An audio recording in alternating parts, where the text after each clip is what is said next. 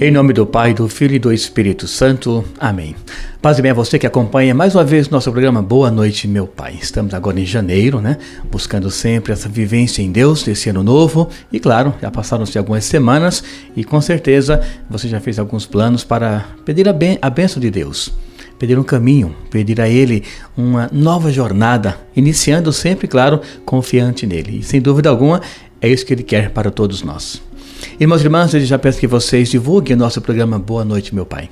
Esse programa tem essa intenção de levar as pessoas a compreenderem algo do nosso cotidiano para nós mesclarmos isso tudo com a vida espiritual. Ou seja, com aquilo que Deus espera de todos nós. E é por isso que eu também peço a você que divulgue o nosso programa. Estamos aí nas redes sociais, no YouTube e de modo muito especial nos podcasts. Você pode então estar mandando um link para pessoas que estão viajando, estarem ouvindo, ou até mesmo antes de dormir, como uma oração, buscar um pouco mais dessa reflexão. Porque, como disse, é uma situação do cotidiano que nós então elevamos uma reflexão para que compreendamos essa situação numa vida espiritual. Irmãos e irmãs, nós sabemos que Deus é aquele que quer sempre o nosso bem. Uma vez que Ele é nosso Pai, Ele almeja que cada pessoa viva isso intensamente. E a vida do nosso Pai, do nosso Deus e Criador, Ele quer que nós tenhamos sempre essa perspectiva de que nós podemos contar com Ele. Isso é um grande fato. Percebemos isso em todo o Antigo Testamento. Percebemos isso na transição do Antigo para o Novo Testamento, que é o nascimento de Jesus, que vivemos inclusive algumas semanas passadas. E de modo muito especial também, Deus não tem a questão do tempo, antes, agora e o depois, ele é eterno presente, na verdade. Então Ele quer também que na condição humana, que nós sim temos um futuro a preparar, a zelar, Deus quer que nós tenhamos esse cuidado. E então por isso que eu preparei hoje essa reflexão com esse tema: o nosso horizonte é Deus. Ou seja, a nossa linha do tempo é o nosso Deus. Então a reflexão vai culminar sobre essa situação de que estamos caminhando no dia a dia, mas temos algum lugar para chegar. Ninguém caminha a esmo, por exemplo. Nós temos uma caminhada e temos um ponto fixo para chegarmos até nele e sabermos se estamos ou não na direção certa. E claro, na direção certa, fazendo aquilo que é correto nesta caminhada.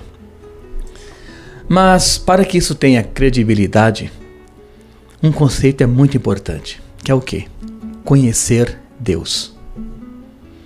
Quem conhece Deus, claro, não naquele sentido do Antigo Testamento, que quem via o rosto de Deus não merecia estar vivo porque ia delimitar Deus, uma linguagem muito imprópria para nós aplicarmos numa dimensão espiritual.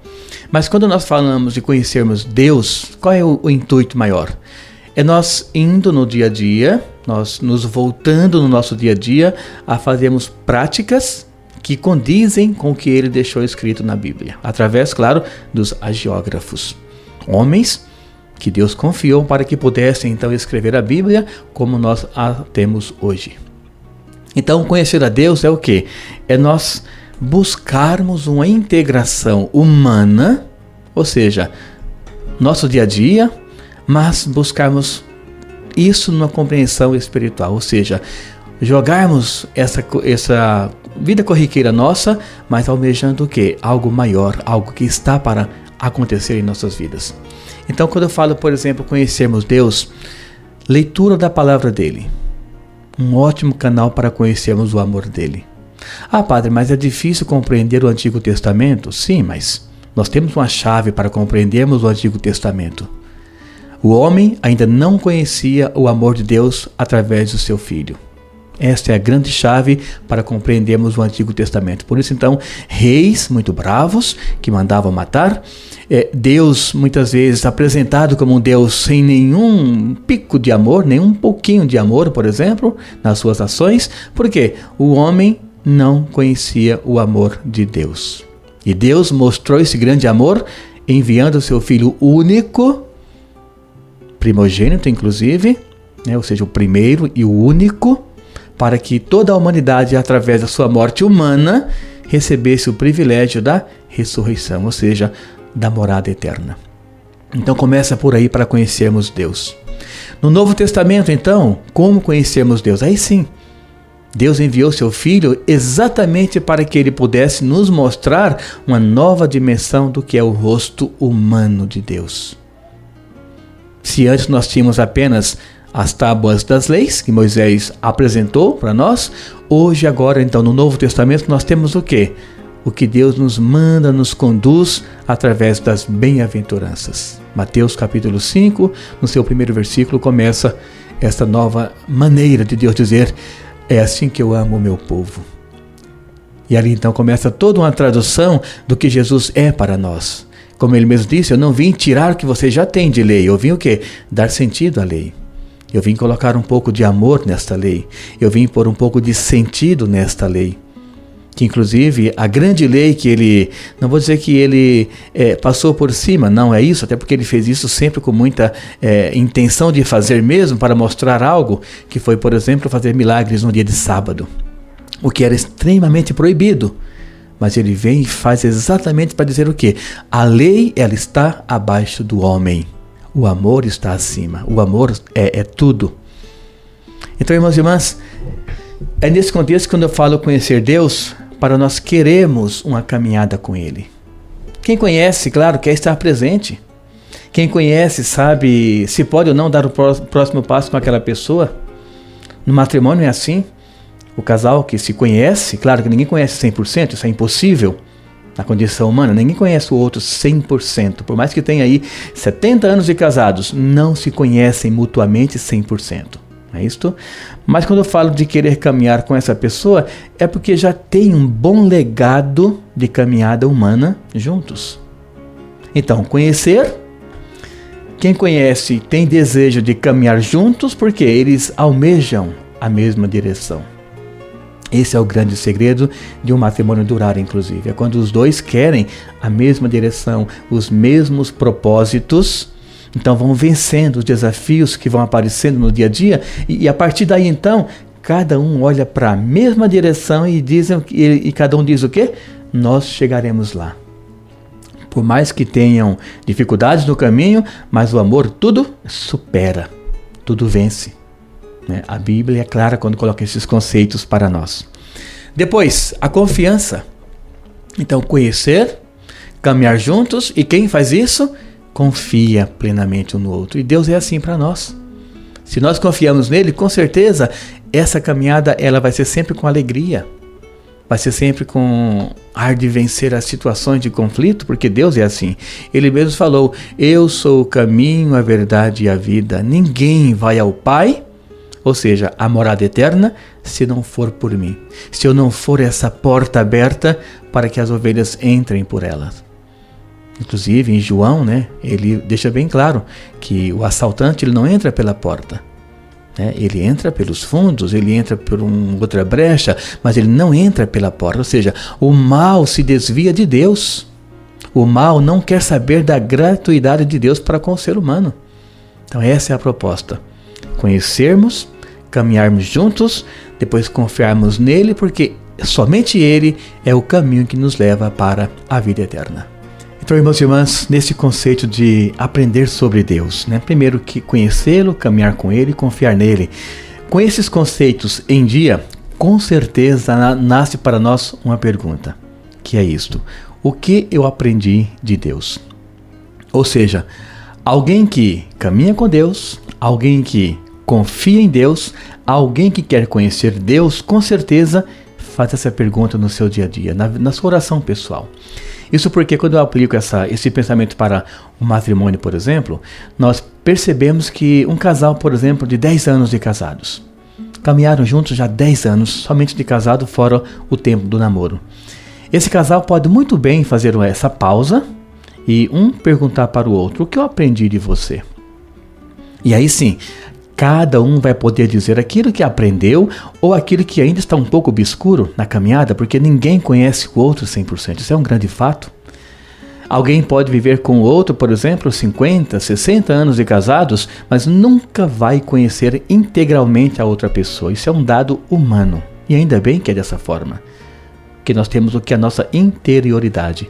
Mas isso não significa que eu não confio na outra pessoa. Não é esse o significado. É porque nossa caminhada ela se transforma a cada dia. Então, quando eu falo que eu confio na outra pessoa e de repente tem algo que é meu, isso é particular, muito particular, isso é uma dádiva, na verdade. É o meu conceito. Então, nós nunca conhecemos a outra pessoa 100%. Mas quando caminhamos com Deus e fazemos essa pergunta para Ele, por exemplo, o que eu aprendi de Ti, ó Deus? Com certeza Ele vai abrir um leque muito grande para o nosso conhecimento. Por quê? Quem caminha com Deus, com certeza ele vai aprender, por exemplo, o grande conceito do amor. Deus é amor.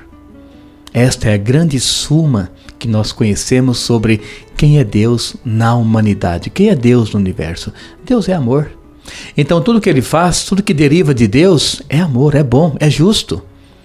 E o justo é aquele que caminha com a verdade. O justo é aquele que a sua palavra é verdadeira. A sua ação condiz com a palavra que é verdadeira. E Deus é assim. Tudo que foge disso vai entrar no Evangelho de São João, quando ele fala, por exemplo, dos assaltantes, dos ladrões, aqueles que não cuidam das ovelhas, que entram pela porta do fundo, né? Ou seja, entra pelo redil errado, entra por frestas, mas não entra pela porta da frente, lá onde está o mestre, lá onde está a verdade, lá onde está a palavra, que João coloca logo no seu primeiro capítulo, né? O verbo se fez carne e habitou entre nós. Lá está Jesus cuidando do seu pastor, aliás, das suas ovelhas, ele enquanto pastor. Depois, quem conhece Deus sabe que Deus é paz. Deus é aquele que, durante toda a caminhada e dimensão humana, ele sempre esteve com as pessoas. E, claro, carregando a paz, sendo paz. Ele é paz pela sua própria natureza. E olha, uma pessoa que não tem paz dentro de si é uma pessoa que não consegue estar bem com ela mesma. Tudo está ruim. Às vezes algo dá muito certo, ela busca 2 fatos errados ou 3 do passado para dizer que não está bom. Mas não consegue ver o momento agora. O que está realizando agora, o que conseguiu ganhar agora. E claro, uma pessoa assim carrega uma tristeza muito grande dentro de si. Então Deus é paz. E quando alguém busca esse Deus, busca essa paz, com toda certeza da vida, ela consegue ver Deus até mesmo em momentos ruins da vida. Porque nada acontece sem essa permissão, sem esse conhecimento de Deus. Claro, dentro de um plano de maturidade, né? Não é que a violência Deus permite, Deus autoriza. Não. Deus dá liberdade para as pessoas e elas então, se tiverem maturidade, usam bem da liberdade, por exemplo. Depois, Deus é presença. Grande fato também. A teologia, ela define isso como onipresença, ou seja, Deus está em todos os lugares e ao mesmo tempo. Onipresença. Uma única presença onde nada fica sem essa permanência de Deus. Então, por exemplo, Deus está agora com você. Você está aí agora ouvindo no carro, viajando, voltando da chácara com a família. Você que está aí no sofá ouvindo com a família. Você está aí agora de madrugada no podcast. Você que está ao vivo aí no YouTube. Deus está com você. Você que está em qualquer parte do mundo agora ouvindo esse programa. Deus está com você. Porque Ele é este onipresente. Ou seja, se Deus sempre está comigo, eu tenho essa certeza, eu já conheço Ele, eu quero caminhar com Ele, eu confio nele, eu sei que Ele é o caminho, verdade e a vida, eu sei que Ele é paz, eu sei que Ele é amor, eu sei que Ele é presença. Como que eu vou querer desvincular minha vida dEle? Percebeu então como que quem conhece Deus vai estar fazendo de tudo para que a sua vida seja sempre alegria, mesmo em momentos difíceis que a vida muitas vezes nos coloca? E nós rezamos inclusive na Salve Rainha uma frase que diz assim: caminhando neste vale de lágrimas. Ou seja, este vale de lágrimas que se refere é o que? É a nossa vida. É o nosso cotidiano, que muitas vezes nem sempre tem flores, somente flores, mas tem também alguns espinhos, mas nós também crescemos com as crises. Essa é a grande verdade. Então não é pensar, nossa, nunca tenho somente rosas. Olha que muitas pessoas têm somente rosas, né? Somente alegrias, e se esquecem de Deus. Então é preciso ter esse contraponto para que a maturidade ela realce a minha presença, né? A minha permanência em Deus, e eu possa então, com a vida, louvá-lo. E depois temos ainda um outro grande conceito que aqui eu quero citar, por exemplo, uma passagem bíblica do filho pródigo, que é muito conhecida por todos nós. Quando fala que Deus, além de amor, paz e presença, Deus é também Pai. E na parábola, aquele homem que nós lemos, não é isso, na parábola do filho pródigo, aquele homem não é um ser humano como nós somos, como eu sou, por exemplo, eu, Padre Emanuel, enquanto pessoa, um homem, não é. Na passagem bíblica, aquele pai é a própria presença de Deus, Criador. O Pai que ama por natureza, o Pai que está presente o tempo todo, o Pai que nos dá a paz necessária para buscarmos uma vida digna. Então, por exemplo, quando o filho pródigo, ele diz, pai, eu quero o que é meu. E o pai fala, filho, aqui você tem tudo. Não, mas eu quero as minhas festas, quero os meus amigos, quero a minha herança. E o pai, claro, né, ele, na dimensão do Criador, que é aquele pai representando, ele faz isso. Ou seja, ele deixa-nos usarmos da liberdade que ele nos dá, só que ele fica esperando, porque ele sabe do futuro. Eu sei até agora. Esse segundo eu sei de tudo que aconteceu na minha vida. Agora, se você pedir alguma informação de 30 segundos ou 1 hora depois do agora, eu não vou saber. Mas esse pai sabia que o filho iria voltar, queria aprender com a vida, e aprendeu. Foi, ganhou tudo que ele quis, depois começou a arrumar grandes amigos, entre aspas, perdeu tudo que ele tinha, gastou tudo que ele tinha, perdeu a dignidade dele, que foi vender o anel, que era o símbolo da família, ainda mais com prostitutas, e voltou para casa.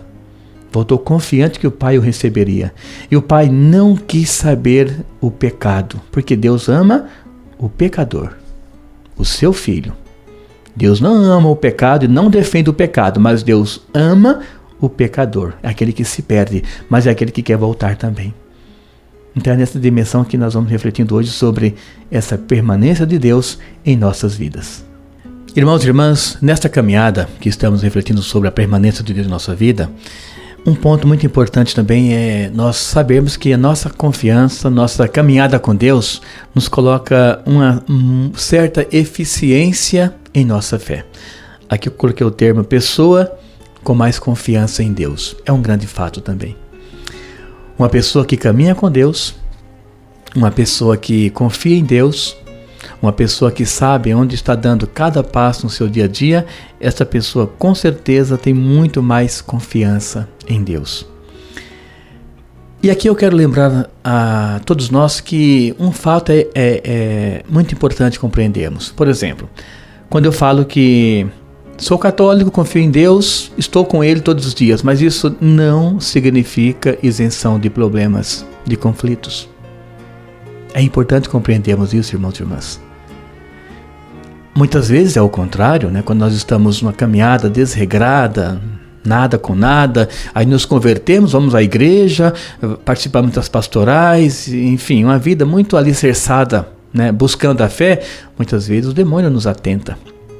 Como quem diz, estava tão bem sem mexer com a igreja e agora está abraçando as coisas da igreja. Então começa a atentar, mas não é regra.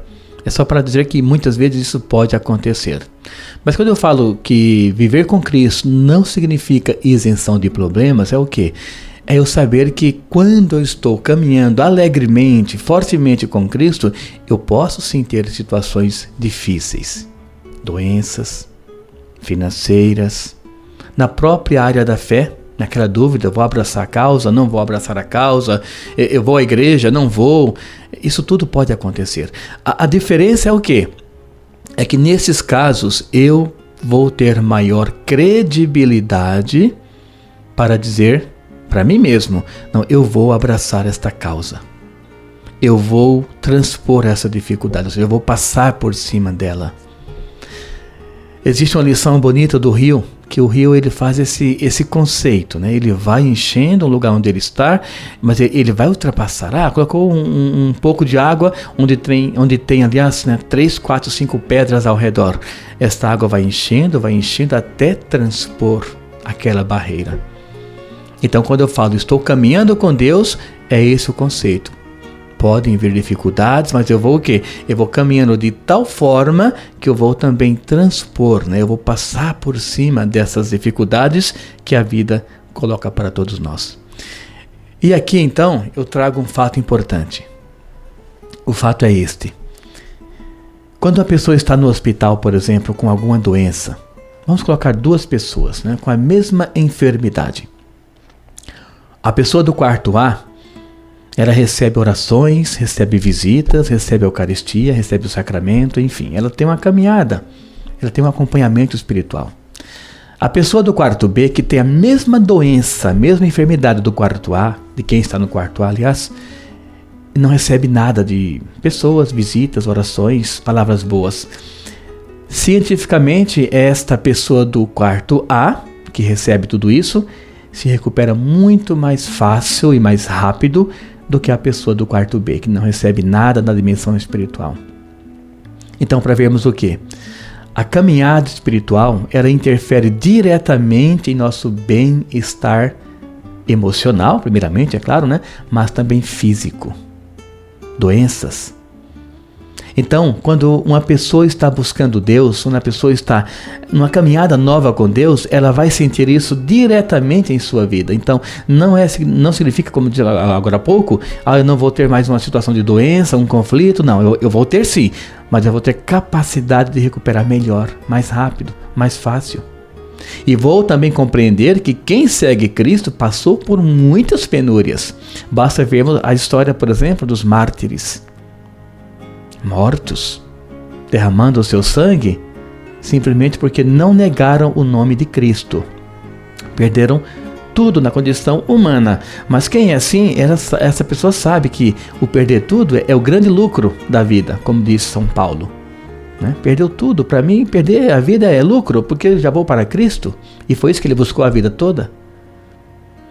Então, irmãos e irmãs, essa caminhada ela passa por essas situações. Então, quando eu confio em Deus, quando eu caminho com Ele, quando eu conheço Ele, quando eu sei que Ele é o caminho, é a porta que eu devo entrar, eu vou sempre moldar a minha vida. E interessante que quando eu falo moldar a vida, nos traz essa certeza que a vida moldada por Cristo e em Cristo, ela se torna mais leve. Repito, não é isenção de situações de conflito, não é isso de forma alguma, mas eu consigo levar a minha vida com mais simplicidade, com mais certeza, com mais coerência. Também repito, não significa que alguém vai ser agora perfeito, eu sou o super perfeito do grupo. Não, não existe isso em nenhum grupo da igreja ou fora dela. Mas existe grupo que se conecta com Deus, ou pessoas, né, que se conectam com Deus, e a partir dessa conectividade, elas conseguem uma vida muito mais abrangente no campo dos valores e da fé. Então é isso que Deus espera de todos nós. Uma vida muito mais voltada para Ele, para que o conhecimento dEle nos leve a vivermos melhores no nosso dia a dia, a sermos melhores hoje do que éramos ontem, por exemplo. Inclusive, já passou, é claro, mas o tempo do Advento nos mostra isso.